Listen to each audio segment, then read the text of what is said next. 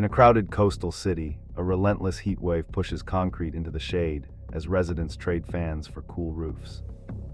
An expert climatologist explains how urban heat islands trap warmth, while neighborhood volunteers install white roofs and tree canopies to cool streets.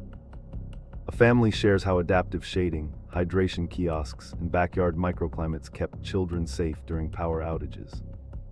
Wildlife around the port, from cormorants to stray cats, adjust feeding times and seek shade in parks as the mercury climbs.